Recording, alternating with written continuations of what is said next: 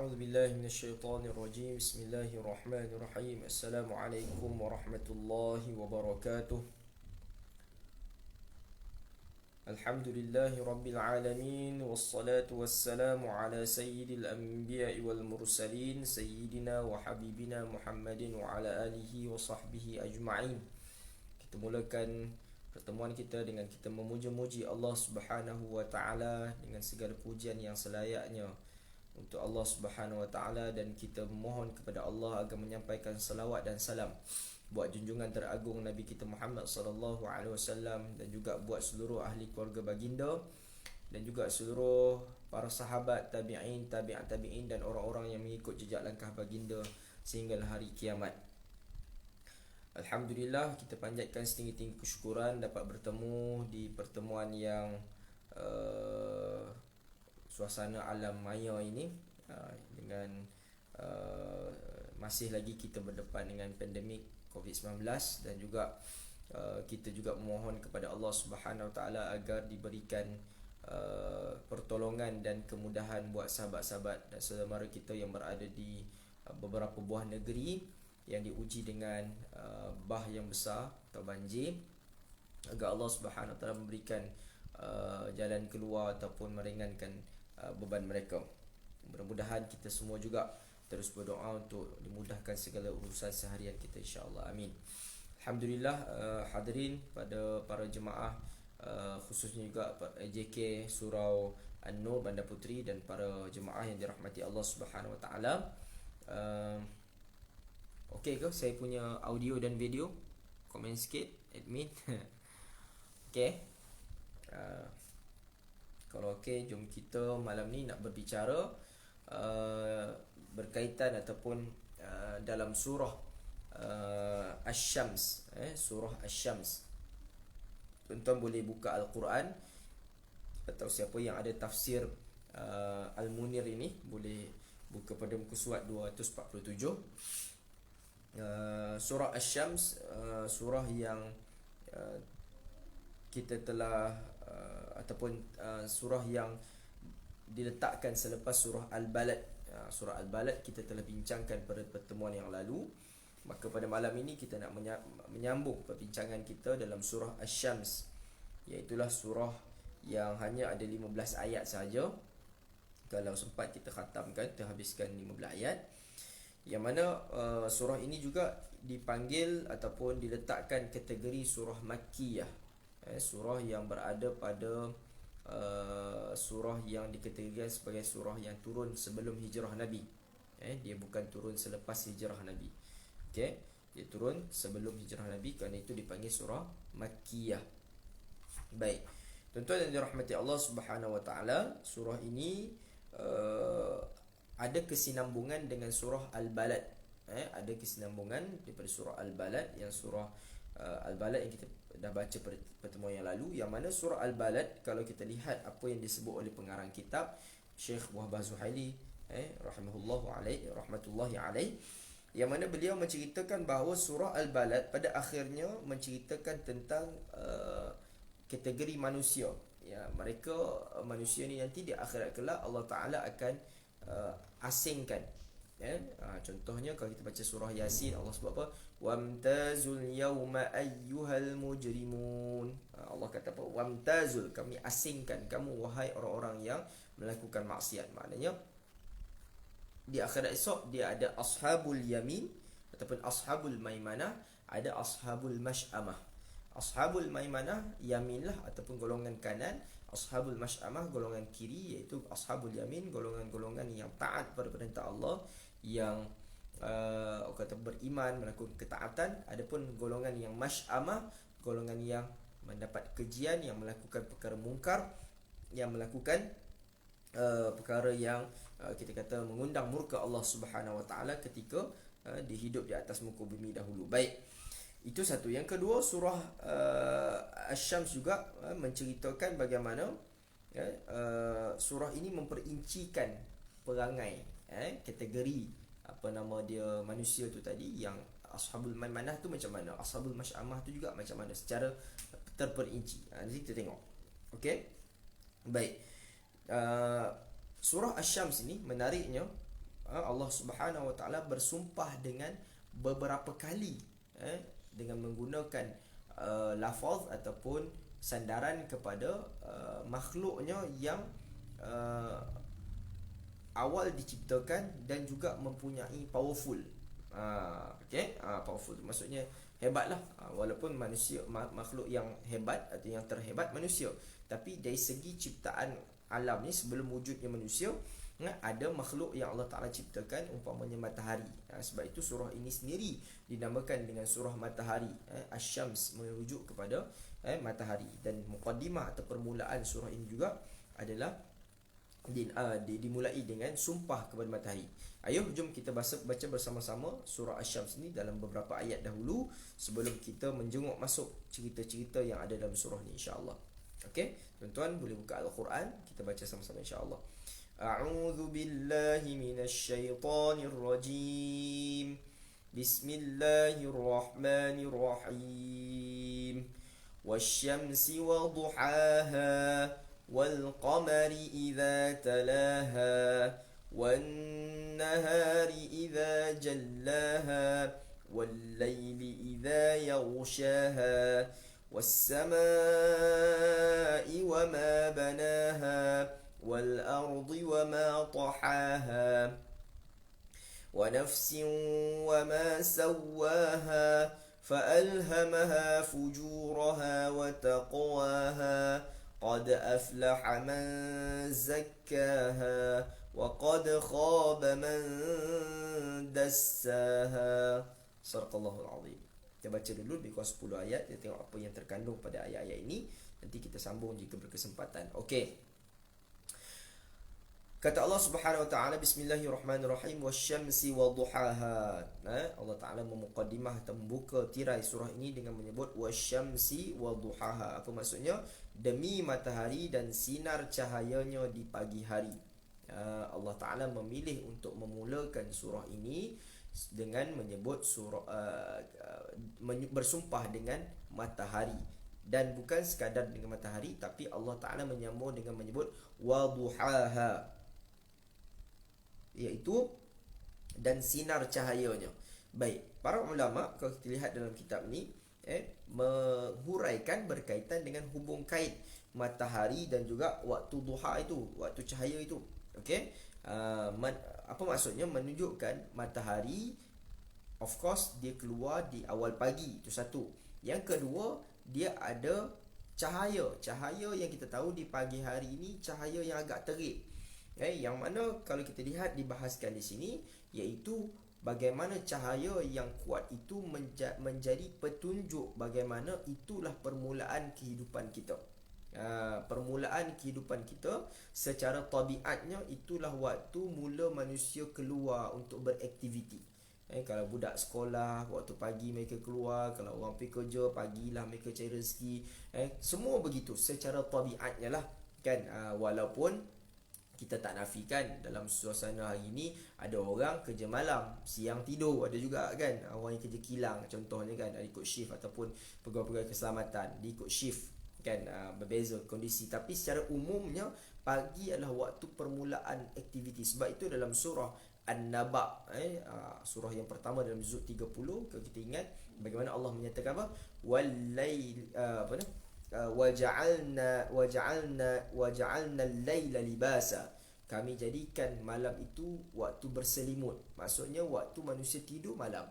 Dan sebab itu kalau kita tengok dalam hadis Nabi SAW, umpamanya lah umat Islam yang benar-benar ikut sunnah Nabi, sebenarnya kita kena tidur awal, tuan-tuan. Sepatutnya lah tidur awal. Kenapa? Sebab kita kena bangun awal kan. Dan malam tu cantik. Contoh lah, kalau dapat tidur pukul 10, 10.30 sampai pukul 4, 4.30 kita bangun, itu cantik, tuan-tuan. Walaupun bukan senang. Kadang-kadang ada orang dia kerja balik lewat dan sebagainya, ada urusan dan sebagainya, tapi nak menyebutnya malam tu secara khusus waktu yang memang secara biologinya badan kita memang berehat. Saya pernah terdengar seorang pakar perubatan, dia menyatakan rupanya tengah malam memang kita punya hati kita ni berfungsi bekerja. Saya ingat saya lah, kalau tuan-tuan ada pakar perubatan, doktor ke, kalau salah fakta saya tuan betul kan. Saya dengar ni daripada doktor, saya lupa doktor tu daripada doktor ketua HKL ke atau pengarah hospital Kuala Lumpur, kalau tak silap saya lah, doktor perempuan, lupa saya nama dia. Dia beritahu sebab itu kita tak digalakkan bersukan malam. Ya, boleh bersukan malam, tapi secara biologinya badan kita sebenarnya, sistem badan ni dah berehat. Masya Allah tabarakallah, rupanya Allah buat begitu. Jadi sebenarnya beraktiviti malam ni walaupun atas apa alasan orang kata siang tak sempat ke apa kan, ataupun orang bekerja di atas tuntutan, tapi rupanya memang sistem badan kita Allah dah buat malam ni, ataupun badan kita ni malam waktu berehat. Okey. Baik, dan siang waktu memang beraktiviti. Sebab itu kita ditegah ataupun makruh hukumnya kalau kita tidur lepas subuh. Jadi banyaklah orang yang tak bekerja, orang yang tak beraktiviti, budak-budak kau tak pergi sekolah dan sebagainya. Kalau orang tak pergi sekolah, budak-budak tak pergi sekolah masa cuti kan, pagi-pagi bangunkan mereka. Terutama yang telah besar, darjah 5, darjah 6, tingkatan 2, 3, 4, 5, bangunkan mereka tuan-tuan. So mereka buat sesuatu, baca Al-Quran, buatlah apa-apa yang patut kan, asalkan tak tidur. Nak tidur lewat sikit, 10, 11 tak apa kan, supaya waktu tu bukanlah kita galakkan mereka tidur, tapi jangan tidur pagi tu kan. Kalau boleh lah, pagi adalah waktu untuk kita beraktiviti. Budak kecil, baby lain lah kan. Baik, jadi dan kalau kita perhatikan juga pada kalimah wadduhaha, rupanya di situ juga bagaimana ada sunnah yang dituntut kepada kita untuk kita mendirikan solat sunat duha kan. Solat sunat duha, ramai orang kata solat untuk tambah rezeki, wallahu alam, tapi sebenarnya kalau kita relate dalilnya kita tak jumpa. Saya tak perasan kalau ada dalil berkaitan dengan solat duha untuk tambah rezeki, tapi dikaitkan solat duha itu dengan unsur sedekah. Bagaimana kita ini mesti bersedekah setiap hari. Jadi Nabi SAW menyebut bahawa pada sendi kita ni ada elemen sedekah. Jadi kita tunaikan solat itu tanda kita bersedekah. Itu satu. Yang kedua, dia memang sunnah Nabi. Pun kalau sunnah Nabi ada khilaf juga di kalangan fuqaha. Ada sebahagian fuqaha kata ada riwayat sahabat tak pernah nampak Nabi buat. Tak apalah, itu perbincangan saja. Cuma katalah kita buat solat sunat duha itu, dia buat bukan sekadar buat untuk kita dirikan 2 rakaat, tapi sebenarnya kita buat itu dikala waktu kita bekerja. Maksudnya waktu time bekerja. Jadi time bekerja memang time kita cari rezeki, time kita membanting tulang. Jadi kita mengambil sedikit waktu untuk kita bermunajat, memohon doa kepada Allah Ta'ala. Jadi rezeki kita itu mudah-mudahan diberkati. Diberkati dalam erti kata Allah lipat gandakan, Allah pelihara rezeki kita. Bukan maksud kalau kita sembahyang duha kemudian kita malas, kita tidur, kita tak buat apa-apa, kita tak cari rezeki dan sebagainya. Itu seolah bertentangan dengan konsep yang diajar oleh agama kita, bagaimana hubung kait ikhtiar dan tawakal, iaitu usaha dan juga pergantungan dengan Allah Ta'ala kan. Kalau kita doa saja tanpa usaha, ajaib kalau Allah boleh bagi rezeki. Melainkan kita bekerja, kita membanting tulang, kemudian kita berdoa, insya-Allah rezeki kita baik, sejahtera dan halal dan barakah insya-Allah. Baik. Kemudian Allah Ta'ala menyambung wal qamari idza talaha, dan demi apa dia, qamar, bulan, idza talaha, iaitu yang mengiringinya. Yang mengiringi matahari itu maksudnya yang mana bulan itu kita belajar dalam sains, iaitu bulan menyedut ke bahasanya, ataupun suara kurang kuat. Okey, saya kena kuat sikit. Saya tak pakai mic ni sebab biasanya saya pakai tak pakai mic di live yang lain, boleh dengar. Okey, dengar? Komen sikit kalau tak kuat, saya dekat sikit lagi. Okey, baik.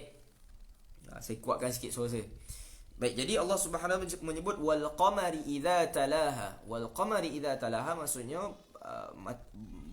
bulan itu mengelilingi matahari, dalam erti kata yang kita belajar sains, bulan itu apa, menyedut kan, ataupun menyeraplah kan cahaya sehingga dikeluarkan cahaya itu pada waktu malam, memantulkan ke bumi kan. Jadi bulan sebenarnya tidak mempunyai cahaya. Baik.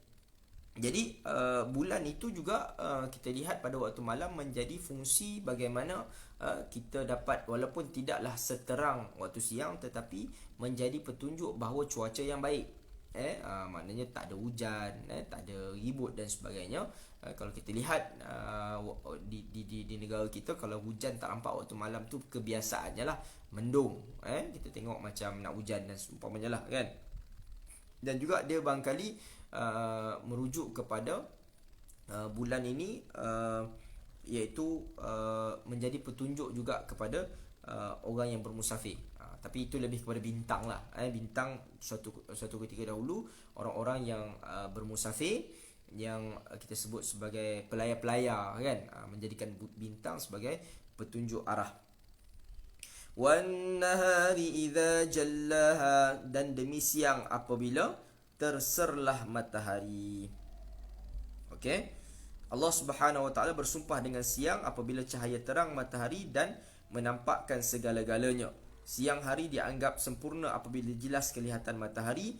Allah Subhanahu wa taala seterusnya bersumpah dengan malam apabila matahari diliputi dan dibaluti cahayanya dengan kegelapan. Baik. Jadi kita tahu bahawa alam kita ini beredar atau berjalan di atas dua waktu, siang dan malam. Tak siang malam, tak malam siang. Cuma ada sebahagian negara yang siangnya lama, ada sebahagian negara yang siangnya sekejap. Kan, siapa yang selalu bermusafir ke luar negara akan rasa pengalaman pengalaman merasai suasana siang yang panjang atau malam yang panjang. Kalau di Eropah tu, tak silap saya kan, tuan-tuan biasa Baman kita biasa musafir kan, Eropah ada waktu malam panjang kan, malam pendek bulan Ramadan. Saya tengok tahun bila waktu tu di UK dia punya puasa panjang kan, 22 jam kalau tak silap saya lah kan.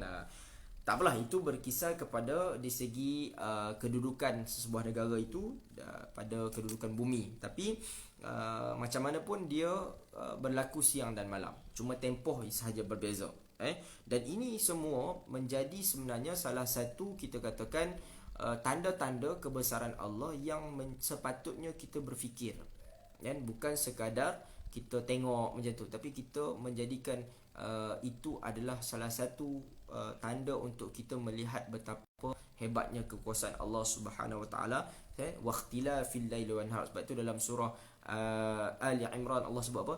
Inna fi khalqis samawati wal ardi waqtilafil laili wan nahari laayatil liulil albab.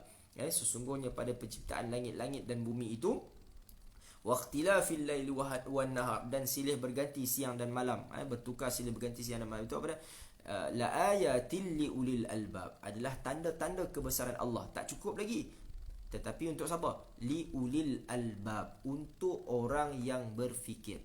Kalau sekadar tanda kebesaran Allah tapi tak berfikir, tak berguna.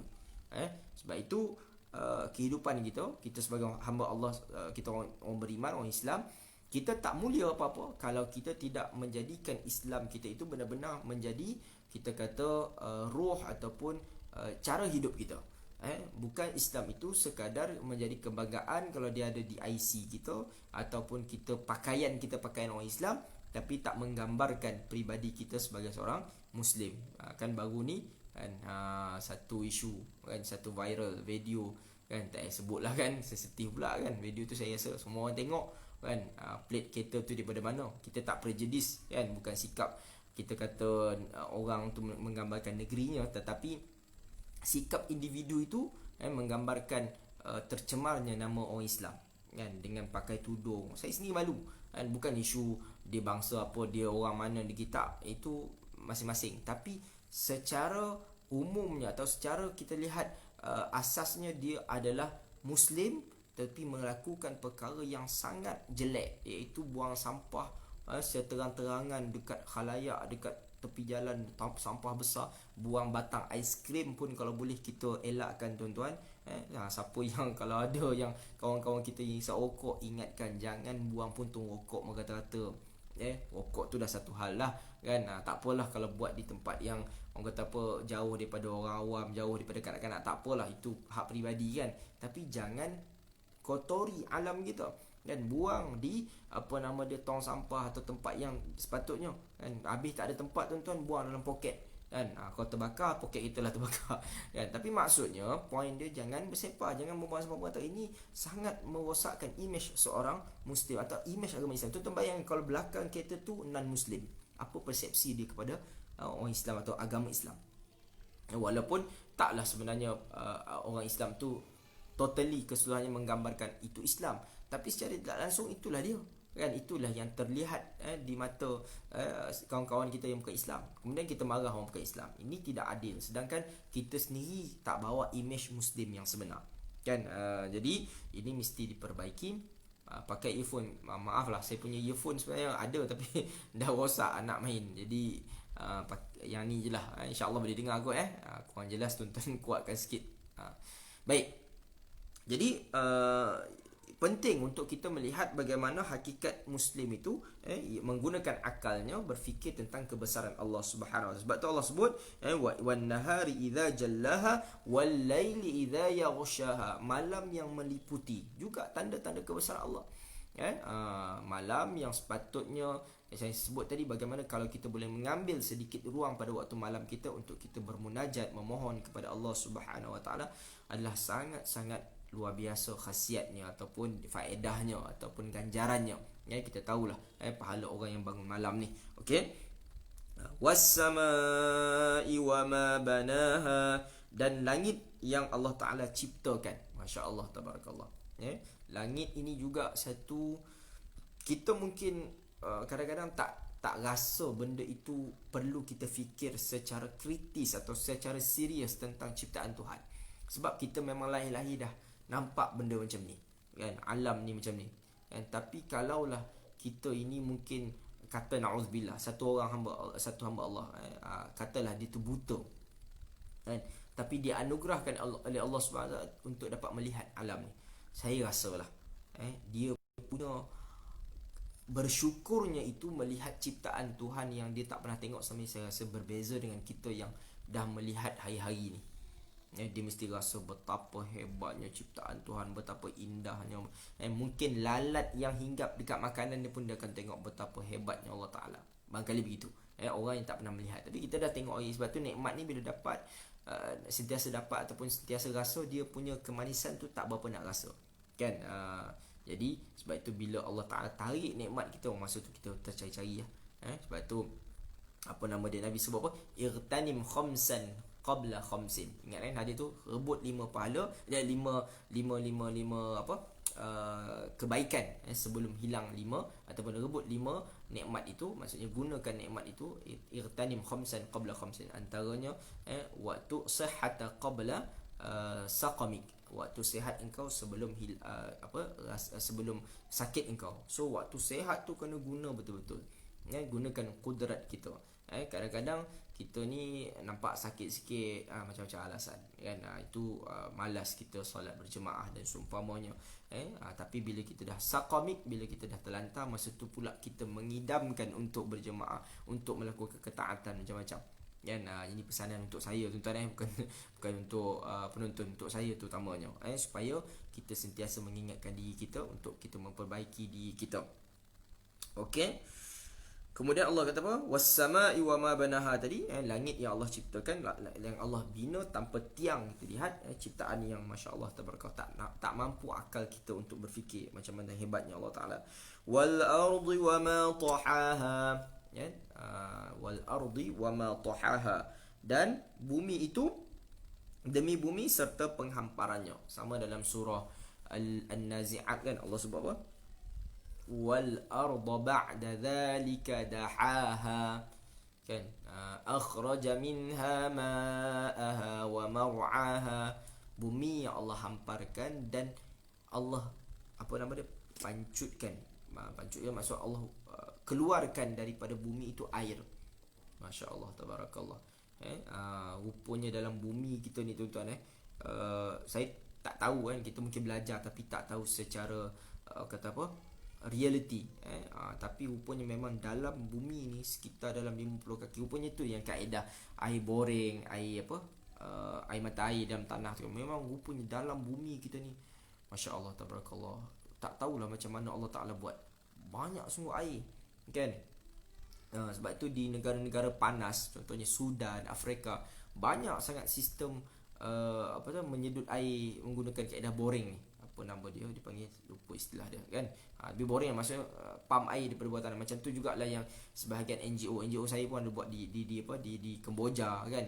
Sana susah dapat air bersih, sedut. Tapi Masya Allah di tempat saya bertugas di camp saya guna juga kaedah tu. Air dia memang cantik tuan. Bersih, boleh minum terus.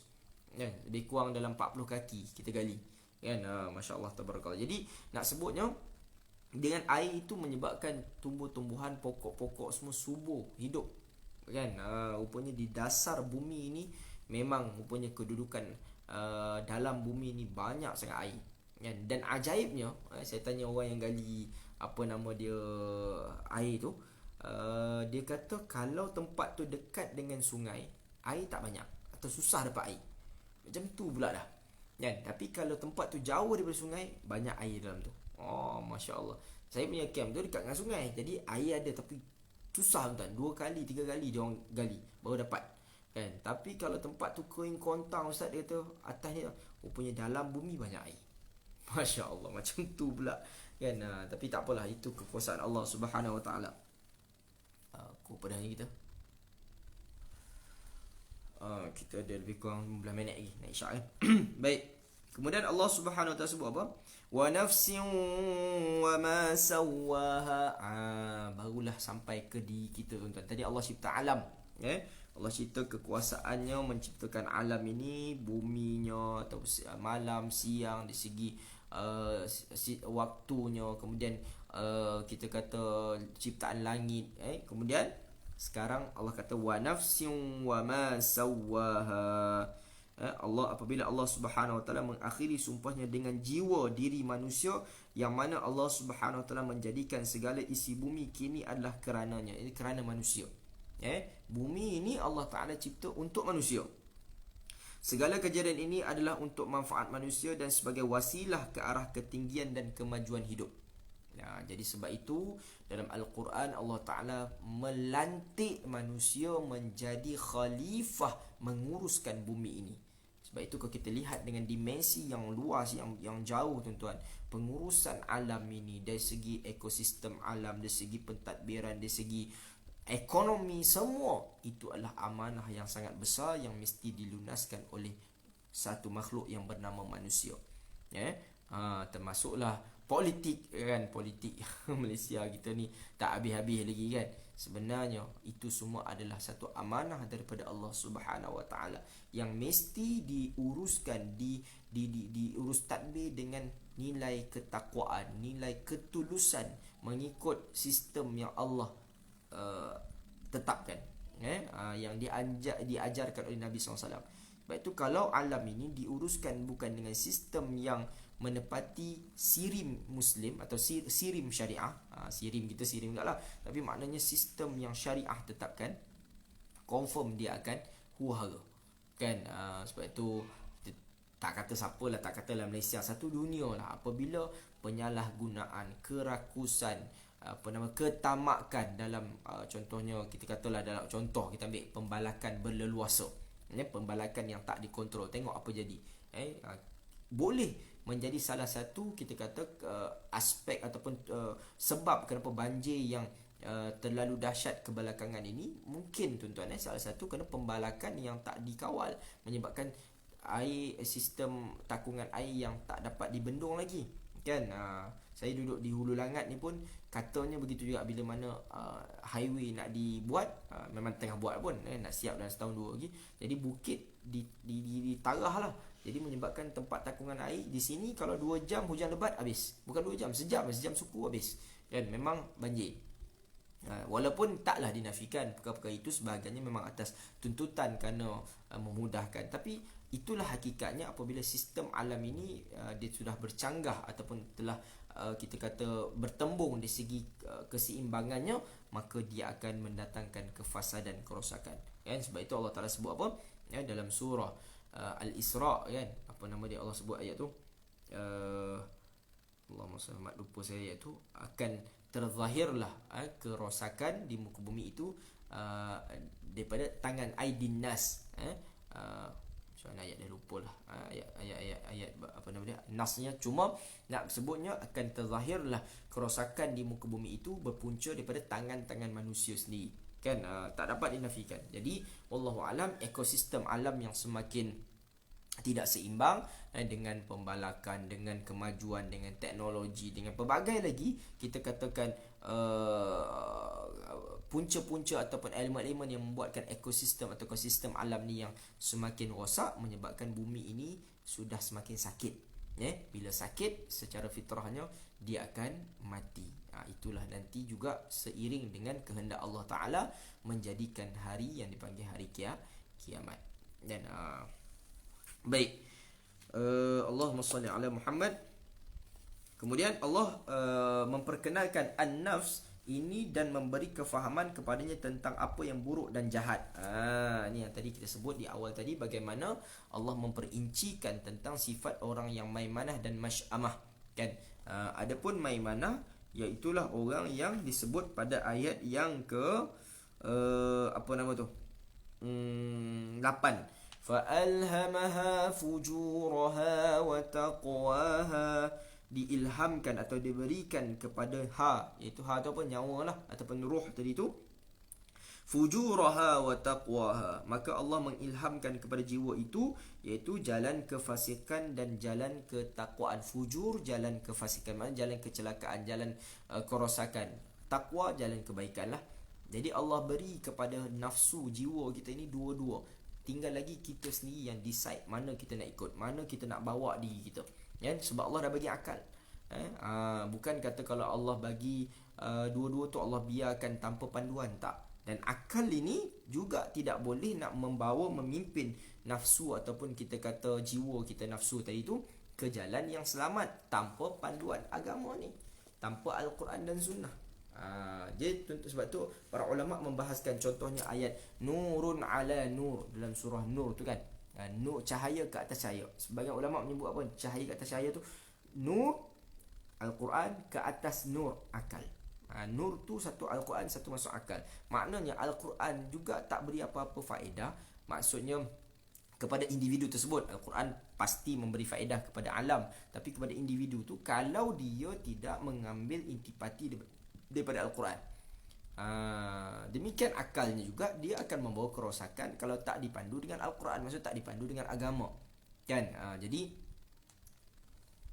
sangat penting, sangat kita kata mesti menjadi satu kemestian mengikat hubungan akal dan agama, kan? Tidak ada pilihan, tuan-tuan. Akal tanpa agama jadi rosak. Al-Quran atau agama tanpa akal pun dia tidak apply, tidak diterjemahkan dalam kehidupan. Okey, jadi mesti digabungkan antara dua-dua elemen itu tadi, barulah menjadi mukmin muslim yang sebenar, yang dapat mengamalkan intipati perintah Allah Taala itu sehingga menguruskan alam ini dengan begitu kata apa, jaya, begitu sempurnalah mengikut kemampuan seseorang manusia. Kemudian Allah menyebut qad aflaha man zakkaha, dan ataupun pasti telah berjayalah orang yang zakkaha, yang menyucikan nafsunya itu. Baik. Jadi kita diajar oleh Nabi sallallahu alaihi wasallam untuk memohon agar kita membersihkan hati kita. Ada satu doa yang Nabi baca, Allahumma ati nafsi taqwaha wa zakkiha anta khairu man zakkaha. Ya Allah, ati, datangkanlah dalam hatiku ini, ya Allah, dalam jiwaku ini apa? Allah ma'ati nafsi taqwa, perasaan taqwa. Wa zakkiha anta khairu man zakkaha, dan ya Allah, zakkiha, sucikanlah hatiku ya Allah, sesungguhnya engkau lah yang selayak-layaknya yang menyucikannya. Kan? Jadi masya-Allah tabarakallah, bagaimana hubungan hati, kita memohon kepada Allah agar Allah bersihkan hati kita. Masya-Allah tuan, hati ini adalah satu kerajaan yang berada dalam diri kita yang menjadi kita kata booster. Kalau bahasa saya betul atau tidak tak pasti, booster kepada akal kita untuk bergerak. Kalau maksudnya hati ni dia booster akal kita untuk pilih jalan kemungkaran, rosak. Sebab itu bila walaupun dia booster tapi akal berupaya dengan anugerah yang Allah letakkan, dia mampu berfikir untuk kita filter apakah dorongan hati kita itu. Hati kata, oh ini seronok ni, ini syok ni, ini. Tapi akal, oh ini ada tegahan daripada agama, tak boleh. Walaupun hati aku syok, kan? Walaupun aku nak buat tapi agama tak bagi, kan? Tak boleh. kan. Tapi ada satu hati kata, yang tu tak syu'ah, yang tu penat lah nak dengan kuliah, yang tu susah nak baca Quran banyak-banyak kan. Tapi bila akal kata, ish, memanglah hati kata tak berapa syok, nafsu lah tu kan. Tapi agama, Al-Quran, Nabi galakkan. Jadi Masya Allah, hubungan antara hati dan akal ni kalau dapat diinsijam, indimam, maknanya digabung baik, menjadi, dia akan terjemah kepada jasad yang begitu sehat. Masya Allah, tabarakallah.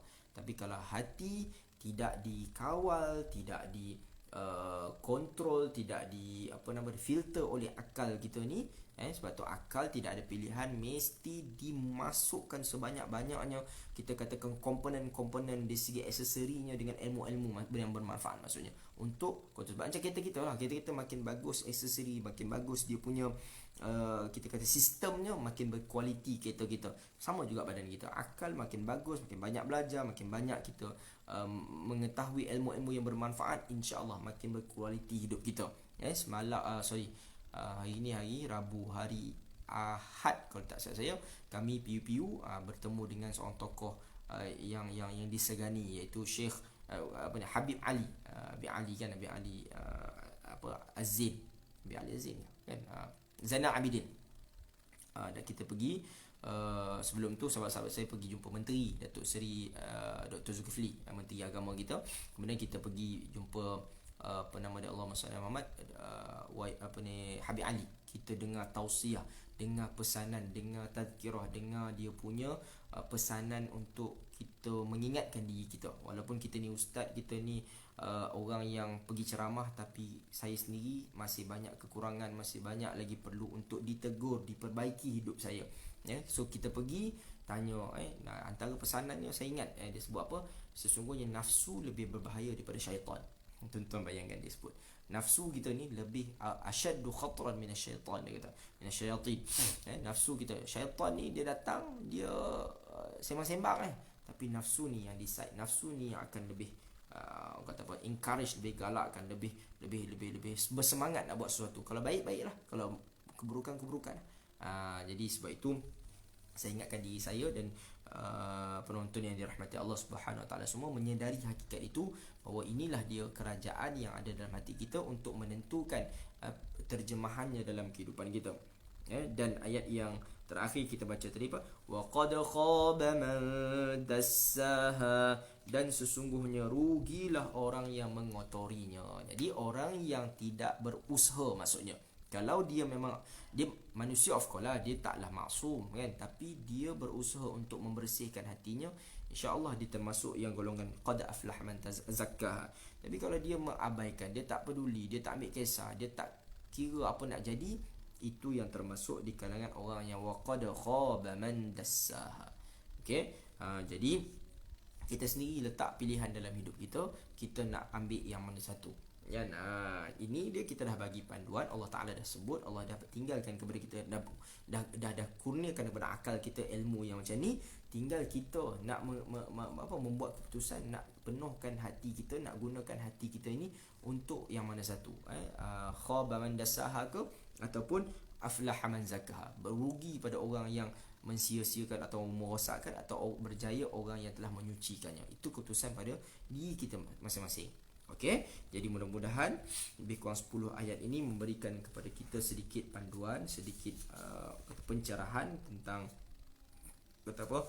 bagaimana kita nak membuat keputusan dalam hidup kita. Jadi kita banyakkan berdoa kepada Allah Ta'ala agar Allah sentiasa memimpin hidup kita berada di jalan yang Allah redai, dan Allah sentiasa pelihara diri kita dan juga keluarga kita, tuan-tuan. Peringatan untuk diri saya dan abang-abang, kakak yang dimuliakan Allah Ta'ala. Kita nak doa untuk kita, of course, untuk ibu ayah kita, of course. Jangan lupa doa untuk zuriat keturunan kita, dan kita usaha untuk jadikan mereka generasi terbaik, tuan-tuan. Sebab tuan-tuan, abang, kakak, kita sudah fasa dewasa, sudah membina kehidupan dan sebagainya, mungkin telah berjaya, tapi anak-anak kita belum tentu lagi. Belum tentu, maksud belum tentu, tak nampak lagi. Walaupun kita impian memang nak mereka terbaik, tapi kita tak tahu kerana zaman berubah. Bukan zaman yang kita hidup hari ni, bukan zaman yang mereka akan lalui suatu hari nanti, tak. Maknanya umur kita sekarang kata 40, mereka 40 nanti zaman macam kita, tak. Segalanya telah berubah dengan teknologinya. Hari ini pun teknologi yang cukup laju, sebahagian kita tak terkejar. Bahkan contohnya dalam, kita kata dalam contohnya lah, penghujung, kita ambil contohnya dalam kemudahan apps yang ada hari ni. Sebahagian kita tak cakna mana. Anak-anak kita lebih excellent, lebih expert kan, game-game yang macam-macam di tangan anak-anak kita. Kita kadang-kadang tak ambil cakna, tapi anak-anak kita yang lebih expert, yang sebahagiannya itu kalau kita buat tak tahu, tuan-tuan, percayalah. Saya nak nasihatkan ayah-ayah, ibu-ibu, tengok apa yang mereka main. Kita kena pantau, tuan-tuan. Sebab dalam benda-benda itu kita bimbang ada perkara-perkara yang merosakkan mereka. Ini pesanan untuk diri saya dan kita semua. Sebab itulah salah satu elemen yang diagendakan oleh musuh-musuh Islam untuk merosakkan kita semua. So salah satunya saya nasihatkan diri saya, cek apa yang mereka main, apa yang mereka buat dengan mereka punya gadget dan sebagainya itu. Bukan kita nak halang secara total. Kalau halang pun sebenarnya tak ada masalah, tapi macam mana kan, kadang sebahagian kita bagi lagi anak kita, belikan lagi, tak apalah, tapi mesti pantau, tuan-tuan. Tengok apa yang mereka lakukan dengan gadget-gadget tu, supaya minda mereka bersih, hati mereka bersih. Tuan-tuan bayangkan, kalau kita mungkin dah dewasa sikit, terdedah kepada mungkin persekitaran yang agak terbuka, tapi kalau anak-anak yang sudah, bayangkan umur 6, 7, 10 tahun sudah melihat benda-benda yang tak sepatutnya dilihat oleh kanak-kanak, bayangkan bagaimana hidup mereka nanti umur mereka 15, 17, 20 tahun. Belum sepatutnya umur mereka tahu benda tu, mereka telah tahu, wal'iyadzubillah. Sebab itu banyak yang berlaku, kita katakan cobaan-cobaan, perkara yang negatif seawal umur kecil, tuan-tuan, kerana mereka telah terdedah terlalu awal. Okey, ini segala pesanan saja, bukan saya nak meleteh, tapi untuk ingatkan diri saya dan kita semua. Mudah-mudahan ada kebaikan untuk kita semua. Jadi terima kasih banyak-banyak kepada semua yang sudi menonton dan sebar-sebarkan video ini ataupun rakaman ini. Mudah-mudahan ada manfaat untuk kita semua. Wallahu a'lam. Aqulu qawli hadza wa astaghfirullahal azim li wa lakum. Jumpa lagi. Terima kasih banyak-banyak kepada pihak Surah An-Nur. Terima kasih kepada semua yang sudi menonton. Barakallahu fikum. Wassalamualaikum warahmatullahi wabarakatuh.